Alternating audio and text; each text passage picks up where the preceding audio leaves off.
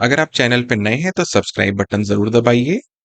उसके बाद bell icon को भी प्रेस करके ऑल पे भी क्लिक कर लीजिएगा, जिससे आपको सारे नोटिफिकेशंस मिलते रहें। दोस्तों आप सभी का स्वागत है आज के इस वीडियो में। जो फ्री फुल कोर्स है थ्योरी ऑफ मशीन्स का, उसका आज ये लेक्चर 2 रहेगा, काइनेमैटिक्स ऑफ मोशन। यहाँ पे हम लोग पूरा थ्योरी देखेंगे, कॉन्सेप्ट्स देखेंगे और साथ ही साथ सॉल्व न्यूमेरिकल में आपको स्टेप बाय स्टेप यहाँ पे सॉल्व करके दिखाऊंगा। आप वीडियो लास्ट तक जरूर देखिएगा, आपको तभी सब चीजें समझ में आएंगी और आगे के लेक्चर्स जो रहेंगे वो इससे रिलेटेड रहेंगे। तो वीडियो को एंड तक आपको जरूर देखना है। चलिए जल्दी से शुरू करते हैं। सबसे पहले मैं आपको यहाँ पे थ्योरेटिकल एस्पेक्ट समझाऊंगा, लास्ट में यहाँ पे आपको न्यूमेरिकल सॉल्व करके दिखाऊंगा स्टेप बाय स्टेप। तो वीडियो आप लास्ट तक जरूर देखिएगा। सबसे पहले हम लोग देखते हैं काइनेमैटिक्स ऑफ मोशन की डेफिनेशन।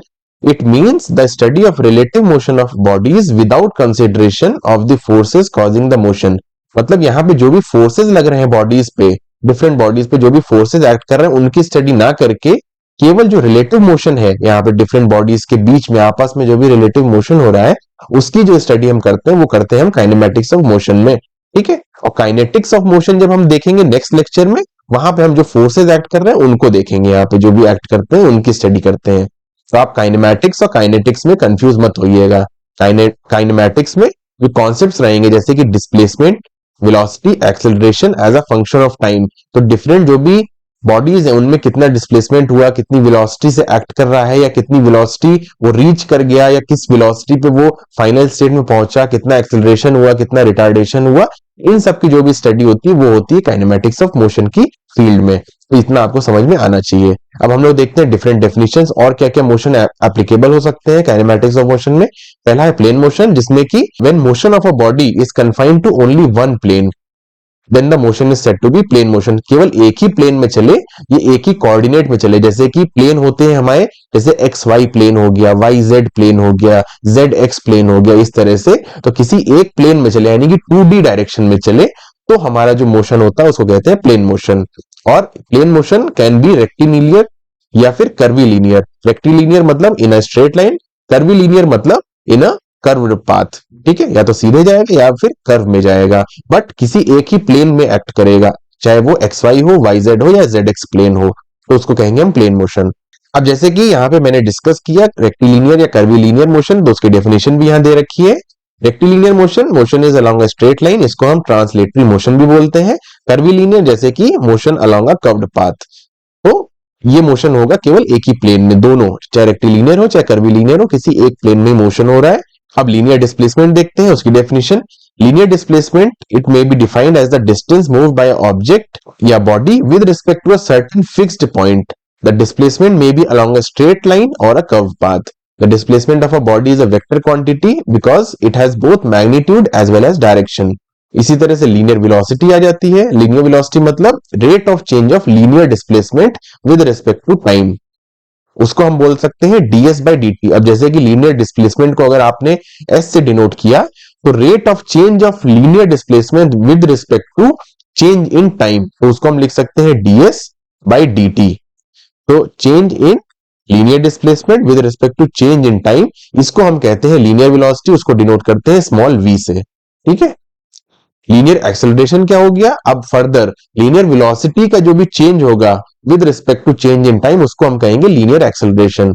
उसको हम लिखते हैं a इज इक्वल टू, उसको हम डिनोट करते हैं a से, is equal to D V by D T. अब यहाँ पे v की भी आप सब्स्टिट्यूट कर सकते हैं, तो d बाई डी टी आप रखिए एज इट इज। वेलोसिटी होता है हमारा ds बाई डी टी, तो यहाँ पे इसको ये लिख दिया। स्मॉल टी कैपिटल टी में कंफ्यूज मत होइए, एक ही चीज है। इसको आप लिख सकते हैं D two S by D T square. तो एक्सेलरेशन का एक और फॉर्मूला निकल के आ गया D two S by D T स्क्वायर या डीवी बाई डी टी। तो हम लोग देखते हैं इक्वेशंस ऑफ लीनियर मोशन। अब इक्वेशंस ऑफ लीनियर मोशन आपको बाय हार्ट याद होनी चाहिए। ये आपके जो भी न्यूमेरिकल्स आते हैं काइनेमैटिक्स ऑफ मोशन के चैप्टर से, जो भी न्यूमेरिकल्स किसी भी एग्जाम में आते हैं आपके पीएसयू में, गेट में, ईएससी में या इसरो वगैरह, बार्क वगैरह में, सब में यहाँ पे एक या दो न्यूमेरिकल जरूर आता है। आपको यहाँ पे पूरे फॉर्मुलेस पता होने चाहिए। अब मैं आपको एक्सप्लेन करता हूँ कि इन फॉर्मुलेस में जो टर्म्स है उनका मतलब क्या है। तो v यहाँ पे है, वो हो गई यहाँ पे फाइनल वेलोसिटी, ये हो गई फाइनल वेलोसिटी। u हो गया यहाँ पे इनिशियल वेलोसिटी, a हो गया यहाँ पे एक्सेलरेशन, और s हो गया यहाँ पे डिस्प्लेसमेंट। यहाँ पे डिस्टेंस नहीं है, ये डिस्प्लेसमेंट है। तो बच्चे इसको कंफ्यूज कर देते हैं डिस्प्लेसमेंट को डिस्टेंस से, तो आपको ये चीज पता होनी चाहिए, ठीक है। v हो गया final velocity, u initial velocity, a acceleration, s displacement. अब एक फंक्शन यहां पे निकल के आया है, v is equal to U plus at, final velocity is equal to initial velocity plus acceleration times the time, t यहां पे टाइम है, ठीक। ये पहली इक्वेशन। दूसरी s is equal to U T plus half times a into T square, displacement s is equal to initial velocity into time plus half of acceleration times time square, ये हो गई second equation. Third equation है v square is equal to U square plus 2as, यानी कि final velocity whole square is equal to initial velocity whole square plus 2 times acceleration into displacement. Third equation हो गई। Final equation है s is equal to u plus v whole divided by 2 times t, यानी कि initial velocity plus final velocity divided by 2, या एक तरह से इसको आप कह सकते हैं एवरेज वेलोसिटी इनटू टाइम। तो ये हो गई displacement is equal to U plus V times T by 2, ठीक है। तो ये चार इक्वेशंस ऑफ लीनियर मोशन होती हैं। अब जैसे कि लीनियर डिस्प्लेसमेंट होता है वैसे ही एंगुलर डिस्प्लेसमेंट होता है। तो एंगुलर डिस्प्लेसमेंट मतलब जब कोई एंगल फॉर्म हो रहा है, एक पार्टिकल एक पॉइंट से लेकर दूसरे पॉइंट तक मूव कर रहा है। जैसे फॉर एग्जांपल यहां पे एक पार्टिकल था, अब वो मूव कर गया इस पॉइंट से इस पॉइंट पे, और यहाँ पे जो एंगल बन रहा था इनिशियल इसका पोजीशन से जो वेक्टर बन रहा है, तो ये जो एंगल बन रहा है थीटा, ये हो गया फाइनल पॉइंट 1 f1, ये हो गया फाइनल पॉइंट 2 f2। तो ये जो एकदम डिस्प्लेसमेंट हम अगर इसको मेजर करेंगे इनिशियल पॉइंट से, तो अल्टीमेटली ये थीटा एंगल पे ये मूव कर गया। तो थीटा एंगल या थीटा जो इसको कहेंगे, इसी को हम एंगुलर डिस्प्लेसमेंट कहेंगे। और इसका क्योंकि यहाँ पे मैग्नीट्यूड भी होता है, डायरेक्शन भी होता है, इसलिए ये भी एक वेक्टर क्वांटिटी है। और इसके बाद आता है कॉन्सेप्ट एंगुलर वेलोसिटी का। तो rate of change of angular displacement with respect to time, उसको हम कहेंगे एंगुलर वेलोसिटी। उसको हम डिनोट करते हैं ओमेगा से। ओमेगा होता है हमारा यहाँ पे D theta by D T, ठीक है। ये इसकी भी यहाँ पे क्योंकि मैग्नीट्यूड और डायरेक्शन दोनों है, इसलिए ये भी एक वेक्टर क्वांटिटी है। इसके बाद आता है एंगुलर एक्सेलरेशन, उसको हम डिनोट करते हैं ग्रीक लेटर अल्फा से, और ये होता है rate of change of angular velocity with respect to time. तो अल्फा हो जाता है D omega by D T. अब ओमेगा को भी आप यहां पे सब्स्टिट्यूट कर सकते हैं फर्दर, तो D by D T, omega को आप लिख दीजिए D theta by D T. इसको आप जब फर्दर सॉल्व करेंगे तो आपको निकल के आएगा D two theta by D T square. एक ये भी फॉर्मूला यहाँ पे निकल के आता है। अब इक्वेशंस ऑफ लीनियर मोशन हमने पहले देखी थी, सिमिलर वे में यहाँ पे इक्वेशंस ऑफ एंगुलर मोशन भी होती हैं। और इक्वेशंस ऑफ एंगुलर मोशन में क्या है कि ये जो final angular velocity is equal to linear angular velocity plus angular acceleration times T. तो यहाँ पे जो v था वो हो गया अब यहाँ पे एंगुलर वेलोसिटी, u जो था लीनियर इक्वेशन में, लीनियर मोशन की इक्वेशन में, वो हो गया यहाँ पे इनिशियल एंगुलर वेलोसिटी।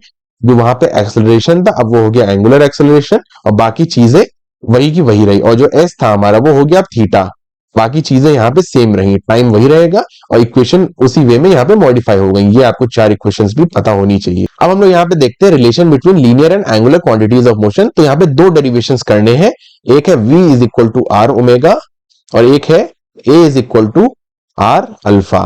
तो ये डेरिवेशन मैं आपको अब करके दिखाता हूं कि कैसे आप यहाँ पे डिराइव करेंगे। जैसे कि यहाँ पे एक आपने पार्टिकल मान लिया जो कि घूम रहा है यहाँ पे एक रेडियस r से, इस सेंटर पॉइंट से o है यहाँ पे सेंटर पॉइंट, रेडियस यहाँ पे r है, पॉइंट a से पॉइंट b पे मूव कर रहा है, एंगुलर वेलोसिटी यहाँ पे ओमेगा है, और यहाँ पे जो डिस्प्लेसमेंट एंगुलर डिस्प्लेसमेंट वो थीटा है, लीनियर डिस्प्लेसमेंट s है यहाँ पे, ठीक है। तो अब इस इक्वेशन हम कैसे लिखेंगे, ज्योमेट्री से लिख सकते हैं, s is equal to r times theta, ये लिख दिया मैंने। अब यहाँ पे हमको पता है वेलोसिटी या लीनियर वेलोसिटी क्या होता है, ds बाई dt होता है। अब यहाँ पे s को यहाँ पे सब्स्टिट्यूट कर देंगे r थीटा, तो मैंने लिख दिया d by D T R theta. इसके बाद इसको आप बाहर ले लीजिए, बाई डी टी, आर यहाँ पे क्योंकि कांस्टेंट है तो वो बाहर आ गया, into theta by D T, तो ये हो गया। अब हमको पता है D theta by D T होता है ओमेगा या एंगुलर वेलोसिटी, तो वो लिख दिया मैंने यहाँ पे। तो अल्टीमेटली रिलेशन हमारे पास क्या निकल गया, आर इंटू ओमेगा। ये हो गया पहला डेरिवेशन हमारा। इसी तरह से दूसरा डेरिवेशन चलिए करते हैं। दूसरा डेरिवेशन के लिए यहीं पे मैं कर देता हूं। उसके लिए हम लिखेंगे यहाँ पे एक्सेलरेशन। एक्सेलरेशन क्या था हमारा, velocity with respect to time, ठीक। अब एक्सेलरेशन को हम फिर से लिख सकते हैं D by D T, velocity क्या होता है is equal to R omega, या भी हमने डिराइव किया यहाँ पे। उसके बाद इसका फर्दर अगर हम डेरिवेशन करें, a इज इक्वल टू अब आर यहाँ पे फिर कांस्टेंट है तो बाहर आ जाएगा r times d omega by D t, और d omega by D t हमको पता है वो होता है अल्फा। तो यहां से ये भी डेरिवेशन होके निकल के आ गया, a is equal to are alpha. तो दो डेरिवेशन यहाँ पे हो गए, ये आपको फॉर्मूले याद होने चाहिए, ठीक है। अब हम लोग यहाँ पे लास्ट कॉन्सेप्ट समझते हैं, उसके बाद सीधे न्यूमेरिकल्स पे चलेंगे। तो लास्ट कॉन्सेप्ट है हमारा टेंजेंशियल कंपोनेंट ऑफ एक्सेलरेशन और normal component of acceleration. Normal component of acceleration को ही हम रेडियल कंपोनेंट कहते हैं। उसके लिए समझाने के लिए मैं यहाँ पे एक फिगर बनाता हूं। जैसे ये सर्कुलर आर्क पे एक पार्टिकल मूव कर रहा है पॉइंट P से लेके पॉइंट Q तक, और इसका जो सेंटर ऑफ द आर्क है या centre of this semi circle जो बनेगा उसको मैंने लिख दिया यहाँ पे, जैसे फॉर एग्जांपल सेंटर के लिए C लिख दिया, और जो टॉप मोस्ट पॉइंट बनेगा इसको मैंने लिख दिया O। ठीक है, तो ये हो गया रेडियस अब बराबर है, यानी कि PC की distance is equal to OC is equal to CQ, तो distance is equal to radius of this arc. ये आपको समझ में आना चाहिए, ठीक। अब यहाँ पे दो कंपोनेंट एक्ट करेंगे, टेंजेंशियल कंपोनेंट और रेडियल कंपोनेंट ऑफ एक्सेलरेशन, हमेशा किसी भी पार्टिकल के लिए जब हम काइनेमैटिक्स ऑफ मोशन या उसकी एनालिसिस कर रहे हैं। क्यों? क्योंकि यहाँ पे रेडियल कंपोनेंट मतलब टुवर्ड सेंटर या अंदर की तरफ, जो यहाँ पे ग्रेविटी पूरे टाइम एक्ट कर रही है, यहाँ पे सेंट्रीपिटल फोर्स एक तरह से एक्ट कर रहा है अंदर की तरफ, तो वो उसको पुल करने की कोशिश करेगा यहाँ पे अंदर की तरफ। ठीक है, तो उसको हम यहाँ पे कहेंगे रेडियल कंपोनेंट ऑफ एक्सेलरेशन। उसको मैं यहाँ पे मार्क कर सकता हूं, जैसे फॉर एग्जांपल पीसी के लिए वो लगेगा अंदर की तरफ, ये हो गया रेडियल कंपोनेंट। इसी तरह से ओसी के लिए या नीचे के लगेगा, इसको लिख दिया रेडियल कंपोनेंट, और सीक्यू के लिए अंदर की तरफ लगेगा, इसको लिख दिया। इसी तरह से जो टेंजेंशियल कंपोनेंट होगा वो हमेशा टेंजेंट की तरह एक्ट करेगा, कि मतलब वो जो सर्किल जो बन रहा है उसका टेंजेंट वो हमेशा होता है ऐसे होता है, जैसे ये सर्किल बन रहा है इस पॉइंट पे तो टेंजेंट ऐसे निकलेगी, इसको लिख दिया आपने टेंजेंशियल कंपोनेंट T1 लिख दिया। इसकी इसी की तरह से इसके लिए हो जाएगा ये T2 लिख दिया, क्यू पॉइंट के लिए नीचे लगेगा, इसको कह देंगे T3। ठीक है, यहां तक आपको समझ में आना चाहिए। इसके बाद आप किसी भी एग्जाम में, जैसे कि इसरो, बार, PSU या गेट या ESC वगैरह एग्जाम में ऑब्जेक्टिव क्वेश्चन जो आएगा आप पे, वो टेंजेंशियल कंपोनेंट ऑफ एक्सेलरेशन पूछेगा या नॉर्मल कंपोनेंट ऑफ एक्सेलरेशन पूछेगा या फिर इसका रिजल्टेंट कंपोनेंट पूछ लेगा। तो उसके लिए आपको समझ में आना चाहिए कि जो टेंजेंशियल कंपोनेंट है वो तो ये हो गया, रेडियल कंपोनेंट हो गया अंदर। अब जो रिजल्टेंट कंपोनेंट होगा एक्सेलरेशन का वो कुछ इस तरह से होगा और एक एंगल वो बनाएगा। ठीक है, उसको हम कैसे निकालेंगे, वो हम यूज करेंगे जो फर्स्ट लेक्चर में हमने कॉन्सेप्ट समझा था, ट्रायंगल लॉ ऑफ फोर्सेस, उसको यूज करके मैं बताता हूं। जैसे फॉर एग्जांपल इस पॉइंट O पे आपको यहाँ पे ट्रायंगल लॉ ऑफ फोर्सेस का एक डायग्राम बनाना है, वो यहाँ पे बना हुआ है।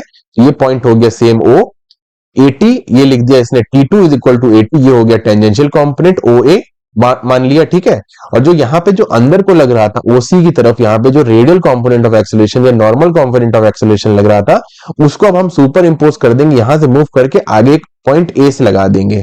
ठीक, ये बन गया। अब जो रिजल्टेंट होता है हमको ट्रायंगल लॉ ऑफ फोर्सेस से पता है, वो होगा इस पॉइंट से लेके इनिशियल पॉइंट तक जो जोड़ेगा जो भी वेक्टर, उसको हम कहेंगे रिजल्टेंट। तो ये जो हमारा वेक्टर आप देख रहे हैं, जैसे पॉइंट ये फॉर एग्जांपल B हो गया, तो वो भी हो गया, वो हो गया रिजल्टेंट। यहाँ पे नेट एक्सेलरेशन, रिजल्टेंट एक्सेलरेशन जो लगेगा, square is equal to OA square plus AB square, ये लिख सकते हैं। ठीक है, इसके बाद यहाँ पे OB क्या है, हमारा जो नेट या रिजल्टेंट एक्सेलरेशन है, उसको मैं लिख सकता हूं नेट एक्सेलरेशन का whole square is equal to, अब यहाँ पे टेंजेंशियल एक्सेलरेशन, उसको लिख दिया मैंने acceleration tangential OA plus AB क्या है, रेडियल एक्सेलरेशन, तो AR होल स्क्वायर।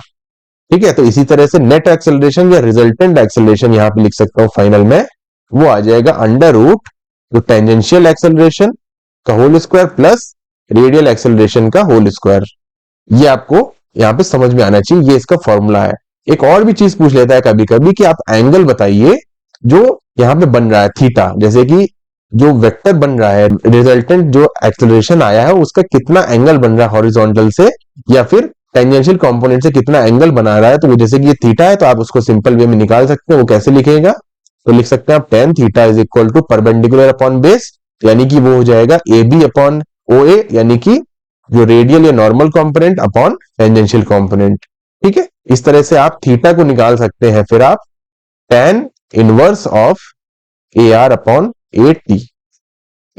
तो आपसे एग्जाम्स में डिफरेंट कॉम्बिनेशन पूछ सकता है, या तो वो केवल पूछेगा नॉर्मल कंपोनेंट या रेडियल कंपोनेंट बता दीजिए, या फिर टेंजेंशियल कंपोनेंट बता दीजिए, या फिर रिजल्टेंट एक्सेलरेशन है वो बता दीजिए। या फिर जो थीटा बन रहा है, एंगल बन रहा है, वो बता दीजिए। ये चार चीज आपको निकालनी आनी चाहिए। आपसे कोई भी 2 या 3 चीज पूछता है एग्जाम में। अब हम लोग चलते हैं सीधे यहाँ पे न्यूमेरिकल्स पे। तो पहला न्यूमेरिकल देखते हैं। न्यूमेरिकल पहला है, वो बोल रहा है a car starts from rest and accelerates uniformly to a speed of 90 kilometre per hour over a distance of 1000 metre. Calculate the acceleration and the time taken to attain the speed. पहले यहां तक करते हैं, उसके बाद आगे देखते हैं। वो निकालने के लिए आपको वही linear equation of motion use करनी है। उसके लिए आप लिखेंगे, पहले यहाँ पे कन्वर्ट कर लीजिए, क्योंकि यहाँ पे मीटर और सेकंड में बात हो रही है, इसलिए जो भी किलोमीटर पर आवर में अगर स्पीड दे रखी होती है आपको क्वेश्चन में, उसको आप तुरंत कन्वर्ट करिए मीटर पर सेकंड में। तो 90 किलोमीटर पर सेकंड ये हो गई हमारी, और यहाँ पे लिख रहा है रेस्ट से, यानी कि u हो गया हमारा 0, v हो गया हमारा 90 किलोमीटर पर आवर।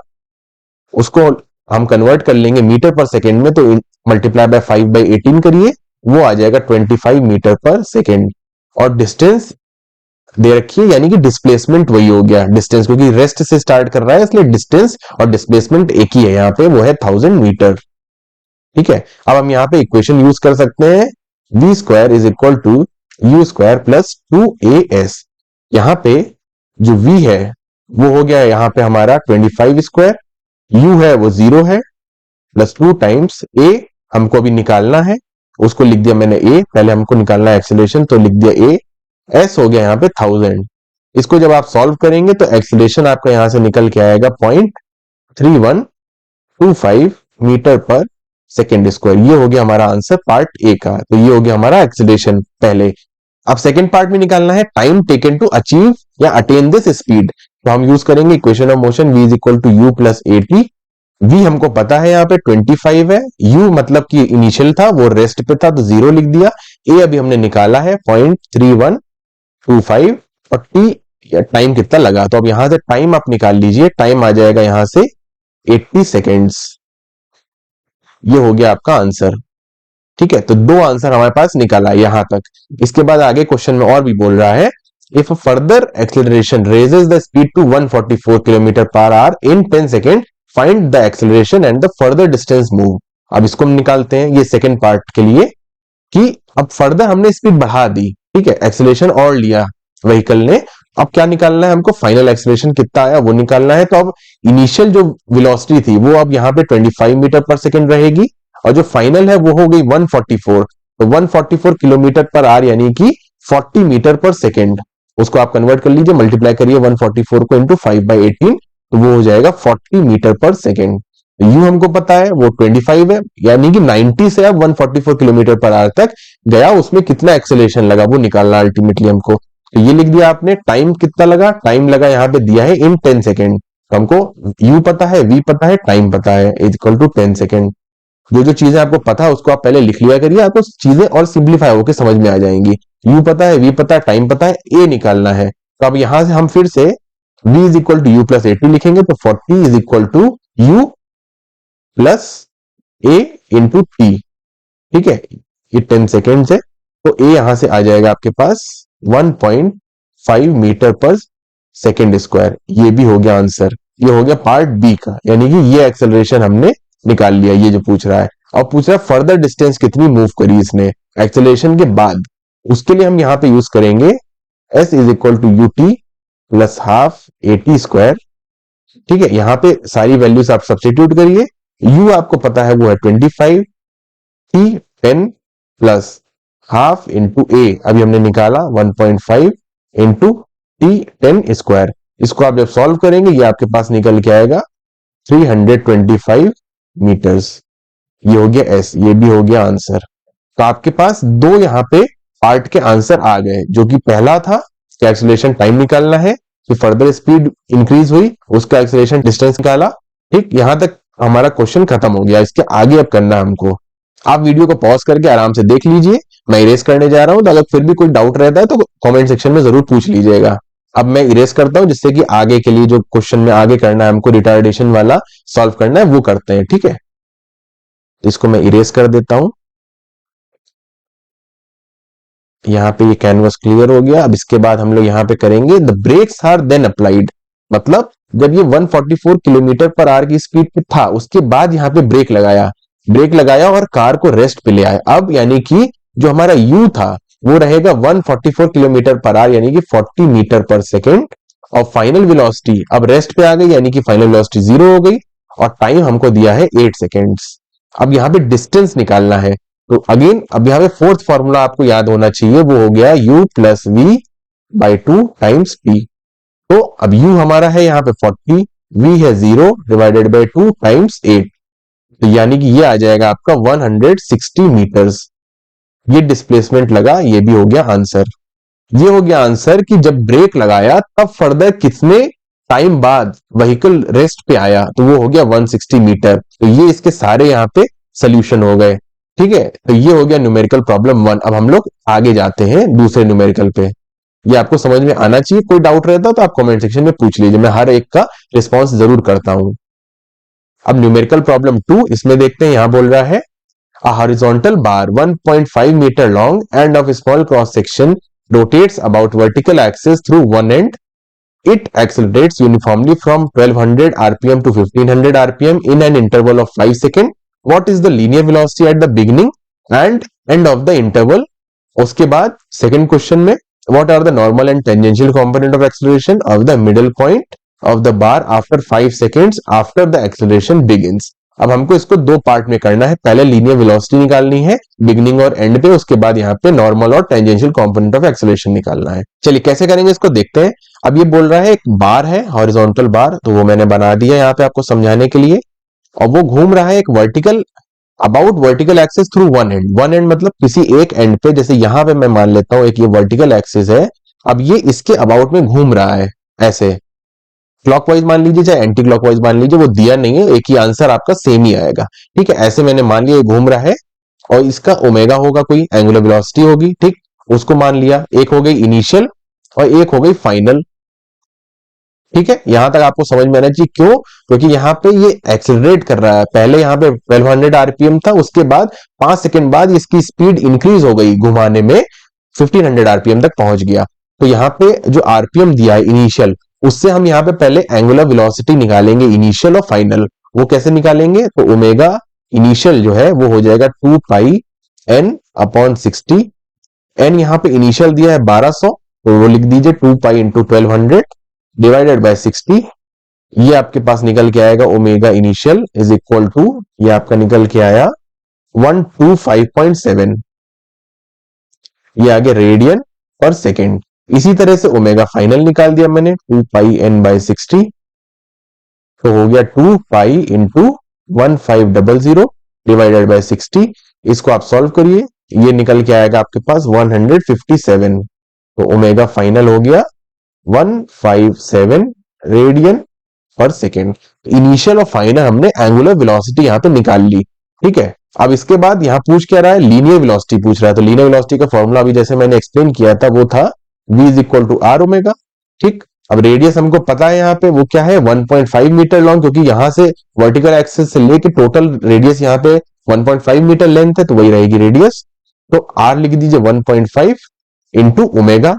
अब वेलोसिटी इनिशियल के लिए ओमेगा इनिशियल डाल दीजिए, फाइनल के लिए फाइनल डाल दीजिए, तो 1.5 ओमेगा इनिशियल, तो वो हो जाएगा हमारे पास इनिशियल वेलोसिटी हो जाएगी 1.5 टाइम्स 125.7, वो हो जाएगी 188.6 मीटर पर सेकेंड। इसी तरह से v फाइनल हो जाएगा 1.5 times omega final is equal to 1.5 times 157, उसकी वैल्यू आएगी 235.5 मीटर पर सेकेंड। ये हो गया इसका आंसर पार्ट 1 का। ये दोनों आंसर आपके आ गए। ठीक है, अब सेकंड पार्ट में हमको यहाँ पे नॉर्मल और टेंजेंशियल कंपोनेंट ऑफ एक्सेलरेशन निकालना है। वो कैसे निकलेगा? और एक चीज और आपको यहाँ पे ध्यान देनी है, किस कंपोनेंट किस पार्टिकल का निकालना है, middle point of the bar निकालना है। तो यहाँ पे जो रेडियस आप पहले मान के चल रहे थे पूरा 1.5, अब हमको इस पॉइंट पे निकालना है। यहाँ पे टेंजेंशियल कंपोनेंट निकालना है ऐसे, और एक रेडियल कंपोनेंट निकालना है, दोनों निकालने हैं। बट अब जो रेडियस लगेगी वो लगेगी 1.5 डिवाइडेड बाय 2। बच्चे क्या करेंगे गलती, यहाँ पे 1.5 मान के कर देंगे और वो गलत हो जाएगा, क्योंकि जो आंसर आएगा वो डिवाइडेड बाय 2 रहेगा, क्योंकि यहाँ रेडियस अब यहाँ पे हाफ हो गई है। वो आप क्वेश्चन बहुत ध्यान से पढ़ा करिए। ठीक है, ये मैं आपको स्मॉल पॉइंटर्स देता हूं जो बच्चे गलती करते हैं। ठीक, अब यहाँ पे निकालते हैं हम लोग, उसके लिए मैं यहाँ पे इरेज कर देता हूं। सबसे पहले तो आप वीडियो को पॉज करके देख लीजिए, ना समझ में आए कुछ तो जो है फिर से देख लीजिए, फिर भी ना समझ में आए तो कमेंट सेक्शन में पूछ लीजिए। मैं यहाँ पे इसको इरेज कर देता हूँ कैनवस को, उसके बाद सेकंड पार्ट हम लोग करते हैं। ठीक है, तो यहाँ पे इसको मैं पूरा इरेज कर देता हूँ। चलिए अब निकालते हैं हम लोग यहाँ पे नॉर्मल कंपोनेंट और टेंजेंशियल कंपोनेंट ऑफ एक्सीलरेशन। यहाँ पे टेंजेंशियल कंपोनेंट ऑफ एक्सीलरेशन मैं लिख सकता हूं टेंजेंशियल कंपोनेंट ऑफ एक्सीलरेशन, उसका फॉर्मूला होता है आर इंटू अल्फा। आर हो गया यहाँ पे रेडियस, अल्फा हो गया यहाँ पे एंगुलर एक्सीलरेशन। वो तो हमको पता नहीं है, तो वो पहले हमको निकालना पड़ेगा। यहाँ पे एंगुलर एक्सीलरेशन निकालने के लिए क्या करेंगे, हम इक्वेशन ऑफ मोशन यूज कर सकते हैं। वो लिख सकता हूं मैं omega is equal to omega naught plus alpha into T. यहाँ पे टाइम हमको दिया है 5 सेकेंड, वो पता है हमको। ओमेगा इनिशियल और फाइनल पता, ये एक तरह से फाइनल था और ये इनिशियल था, वो पता है। वो लिख सकता हूं मैं 157 is equal to 125.7 plus alpha into यहाँ पे 5। यहां से एंगुलर एक्सेलरेशन आपका निकल के आया 6.26 रेडियन पर सेकेंड स्क्वायर। ठीक, अब यहां से एक्सेलरेशन की वैल्यू जो निकली एंगुलर एक्सेलरेशन की, उसको आप डाल दीजिए यहाँ फॉर्मूले में, तो आपका टेंजेंशियल एक्सेलरेशन सॉल्व हो जाएगा। वो हो जाएगा टेंजेंशियल एक्सेलरेशन में लिख सकता हूं T A C C is equal to are alpha is equal to 0.75 into 6.26 is equal to 4.7 metre per second square. ये हो गया आपका आंसर।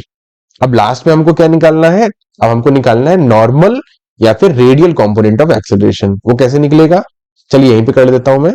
वो होता है रेडियल कंपोनेंट ऑफ एक्सेलरेशन को लिख सकता हूं मैं radial ACC is equal to omega square are.